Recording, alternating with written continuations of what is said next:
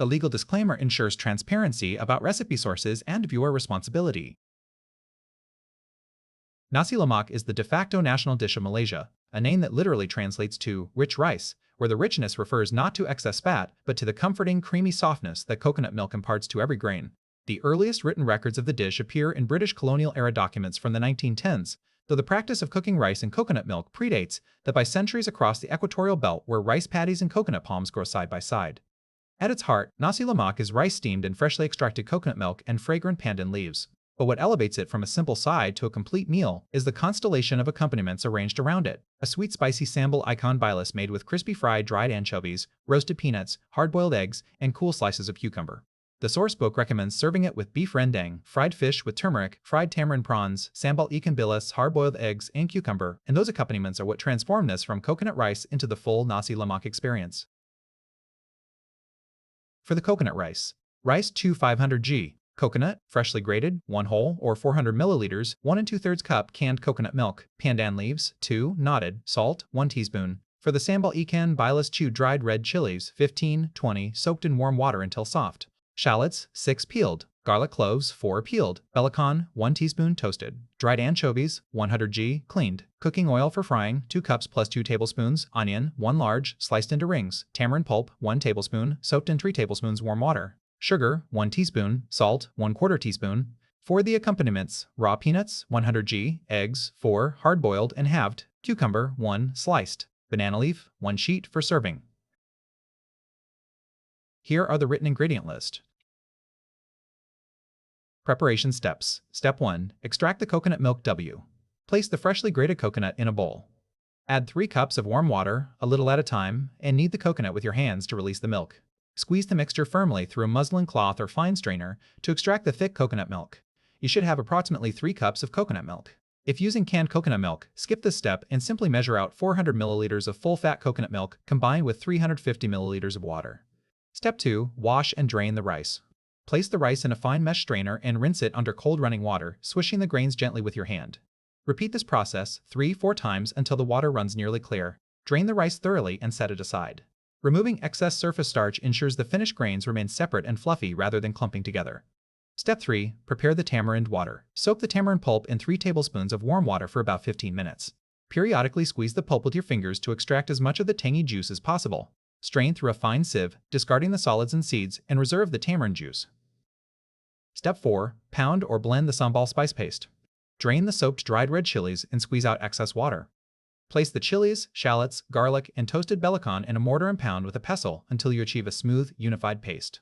Alternatively, transfer all the ingredients to a food processor and blitz until smooth, scraping down the sides as needed. The paste should be deep red and fragrant.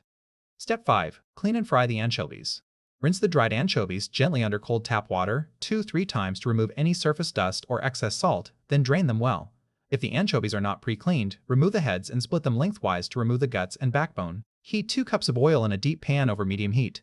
Once the oil is hot, fry the anchovies in batches until golden brown and crispy, about 3-5 minutes per batch. Remove with a slotted spoon or strainer and drain on a paper towel-lined plate. Reserve the frying oil.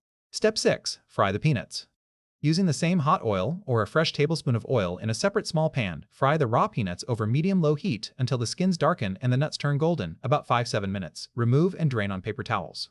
Lightly sprinkle with a pinch of salt while still warm. Set aside. Step 7. Hard-boil the eggs. Place the eggs in a saucepan and cover with cold water by about 2 simmers. Bring to a boil over medium-high heat. Once boiling, reduce the heat to a gentle simmer and cook for 10 minutes. Transfer the eggs immediately to a bowl of ice water and let cool for 5 minutes. Peel and cut each egg in half lengthwise. Step 8. Slice the cucumber. Wash the cucumber and slice it into thin rounds about 3 mm thick. Set aside. The cool, crisp cucumber provides a refreshing contrast to the richness of the coconut rice and the heat of the sambal. Cooking steps. Step 1. Steam the coconut rice. Set up a tiered steamer or a large pot with a steamer insert. Fill the bottom with about 8 centimeters of water and bring it to a rolling boil over high heat.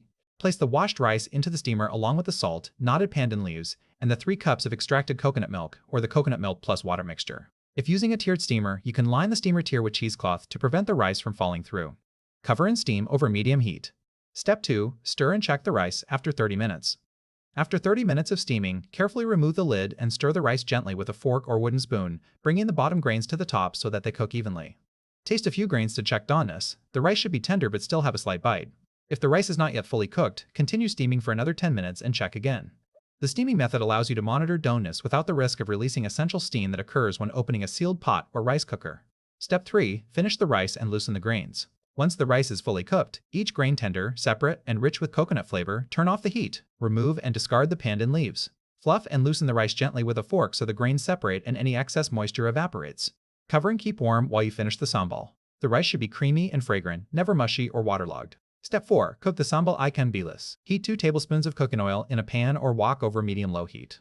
Add the prepared sambal spice paste and stir-fry continuously, scraping the bottom of the pan to prevent burning until the paste turns a deep, rich red color and becomes highly fragrant, about 8-10 minutes. This process, known as pica minyak, is the sign that the sambal is properly cooked. You will see the oil begin to separate and pool at the edges of the paste. Step 5. Add anchovies and season the sambal. Once the oil has split, add the onion rings and the fried anchovies to the pan. Stir well to coat everything evenly in the spice paste. Pour in the prepared tamarind juice, sugar, and salt. Stir to combine and let the sambal simmer gently over low heat for 3-5 minutes until the sauce thickens and clings to the anchovies. Remove from heat and set aside. The sambal should be a balance of spicy, sweet, tangy, and savory. Step 6. Assemble and serve. To serve, line a plate with a sheet of banana leaf if available. The warmth of the rice will release the leaf's earthy aroma into the dish. Scoop a portion of the coconut rice into a small bowl. Press it down gently, then invert it onto the center of the plate to create a neat dome. Arrange the Sambal Ikan Bilis, roasted peanuts, cucumber slices, and hard-boiled egg halves around the rice. If desired, add a side of Beef Rendang, fried fish with turmeric, or fry tamarind prawns as recommended in the sourcebook. Serve immediately while the rice is warm and fragrant.